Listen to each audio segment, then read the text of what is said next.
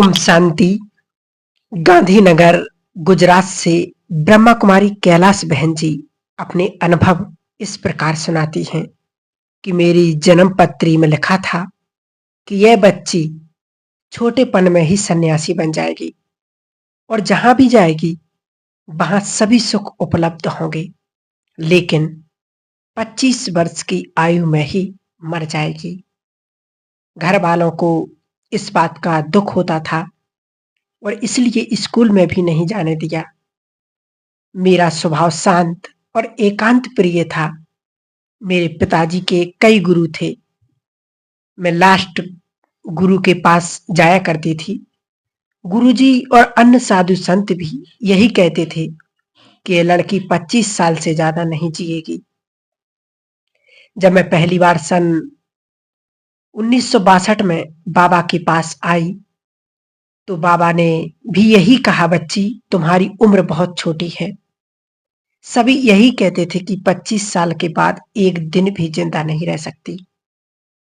बाबा ने भी ऐसा ही कहा था, लेकिन बाबा के कहने में और दूसरे लोगों के कहने में काफी अंतर था, क्योंकि बाबा ने साथ में यह भी कहा कि हो सकता है योग बल से आयु बढ़ जाए।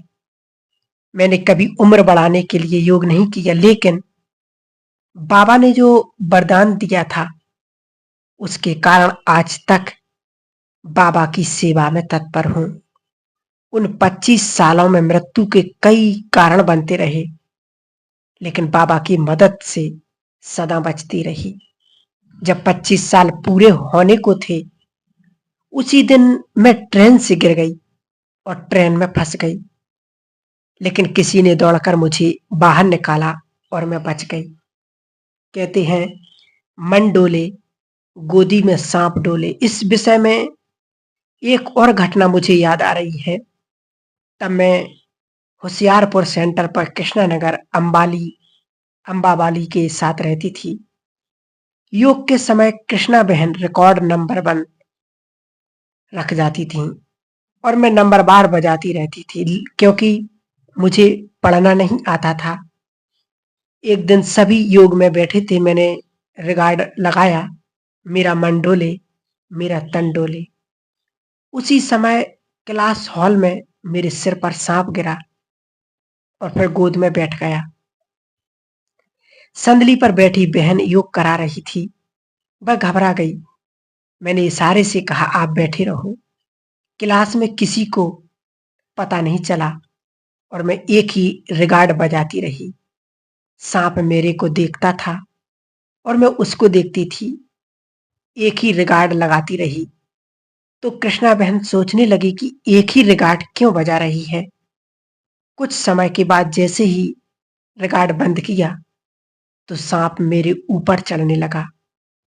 मैंने उसे झटके से नीचे गिरा दिया और साथ ही वही रिकॉर्ड लगाकर कृष्णा बहन को बुलाने गई। कृष्णा बहन ने बोला, अरे कैलाश, तुम आधे घंटे से एक ही रिकॉर्ड क्यों लगा रही थी? मैंने कहा, क्लास में सांप गिरा है। मैं उन्हें क्लास हॉल में ले गई और दरवाजे से दिखाया तो देखा तो वह बहुत मस्ती में नाच रहा था। कृष्णा बहन ने कहा, कमाल है, कब से पड़ा है? मैंने बताया, जब शुरू में गीत लगाया मेरा मन डोले तब से मेरी गोद में पड़ा था। कृष्णा बहन ने कहा, मेरा मन डोले तेरी गोदी में सांप डोले। फिर सबको बाहर बुलाया। इस प्रकार उस समय भी बाबा ने ही मुझे सांप से बचा लिया। मैंने ध्यान के लिए कोई पुरुषार्थ नहीं किया था, लेकिन जब योग में बैठती थी तो मुझे ऐसा अनुभव होता था कि कोई गले में रस्सा डालकर खींच रहा। इस कारण मुझे बहुत डर लगता था और इसलिए मैं योग में बैठना पसंद नहीं करती थी, सेवा करना पसंद करती थी। एक दिन होशियारपुर सेंटर पर एक बांधेली माता जो बाबा से मिलकर आई थी, मधुबन का अनुभव सुना रही थी। उसका अनुभव सुनकर मुझे भी साकार बाबा से मिलने की तीव्र इच्छा हो गई, लेकिन कुछ परिस्थितियों के कारण मधुबन आ नहीं पाती थी। अनुभव सुनते सुनते मैं बाबा की याद में खो गई और नैनों से आंसू बहने लगे। फिर कृष्णा दीदी ने योग में बैठ दृष्टि दी तो मैं गुम हो गई और 3 दिन के बाद मेरी चेतना वापस लौटी। सभी बहनें देख रही थीं कि मैं बहुत खुश हूं, क्योंकि बाबा ने मुझे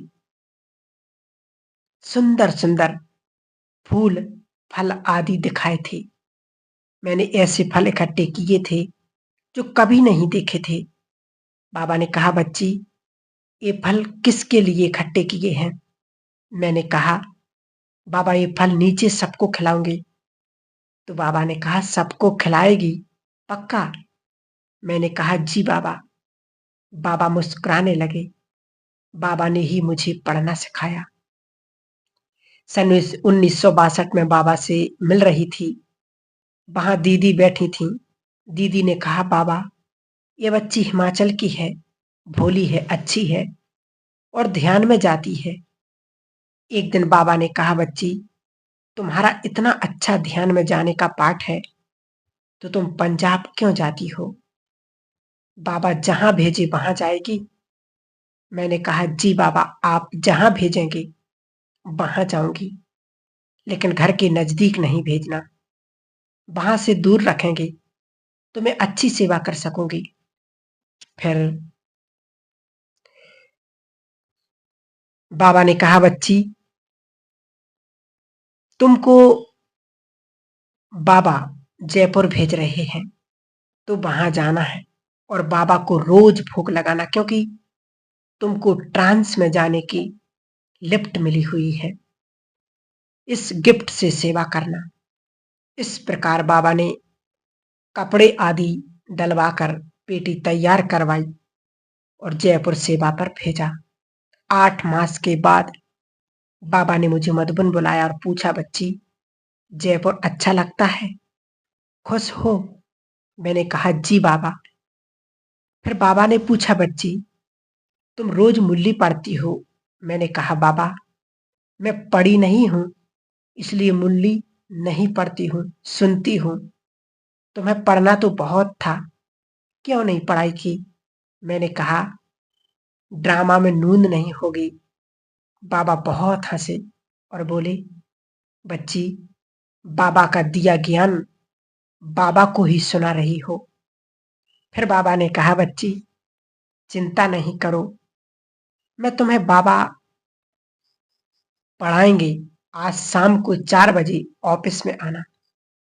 बाबा तुम्हें सिंधी पढ़ना सिखाएंगे। मैं 4 बजे ऑफिस में गई और बाबा ने सिंधी लिखना शुरू भी किया।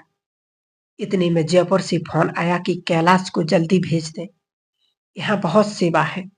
बाबा ने कहा, बच्ची, तुमको जयपुर वाले बुला रहे हैं। मुझे लगा कि मेरी पढ़ाई सचमुच ड्रामा में नहीं है और मुझे बहुत दुख हुआ और रोना भी आया। बाबा बोले, बच्ची, चुप रहो। सब दुखों को हरने वाले और सुख देने वाले बाप के सामने रोते हो? फिर बाबा ने कहा, और फिर बाबा ने बहुत प्यार करके शांत किया और बोले, बच्ची, जयपुर में तुम सारा दिन बिजी रहती हो, लेकिन रात को सभी सो जाए तब तुम एकांत में कॉपी पेन लेकर के बाबा की याद में बैठना, तो बाबा तुमको पढ़ाएंगे। मैं मूझ गई, क्योंकि ब्रह्मा बाबा यहाँ, शिव बाबा ऊपर और मैं जयपुर में। तो बाबा ने मुझे कैसे पढ़ाएंगे? बाबा ने पूछा, क्यों मूझ रही हो क्या? बाबा में निश्चय नहीं है। बच्ची, बाबा के बोल पर निश्चय रखो। मैं जयपुर गई, सारा दिन तो बहुत सेवा होती थी। रात को गई, सब सोते हुए थे। मैं उठी और ऑफिस में जाकर के बाबा को याद करने लगी। थोड़े समय में ही मैं वतन में गई। वहां देखा, बाबा सामने से आ रहे थे और बहुत मुस्कुरा रहे थे।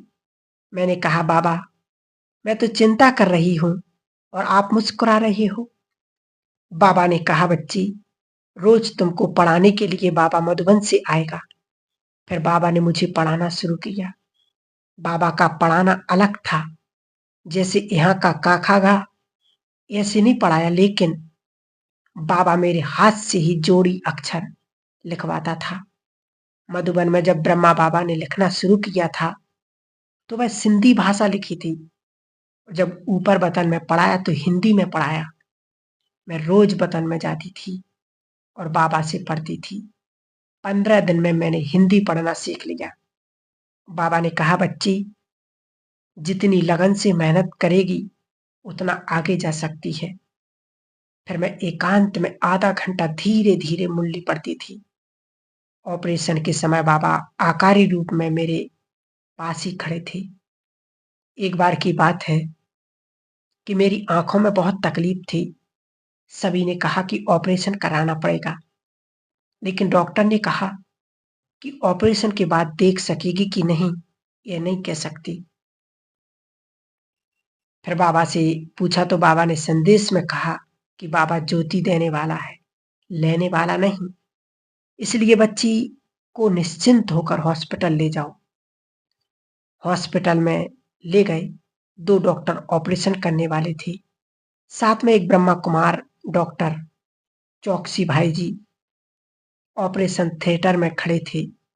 जब ऑपरेशन शुरू होता तो जो डॉक्टर ऑपरेशन कर रहा था उसे ब्रह्मा बाबा दिखाई दिए और वह देख रहा था कि बाबा की आंखों से सर्चलाइट की किरणें निकलकर मेरी आंखों पर पड़ रही है।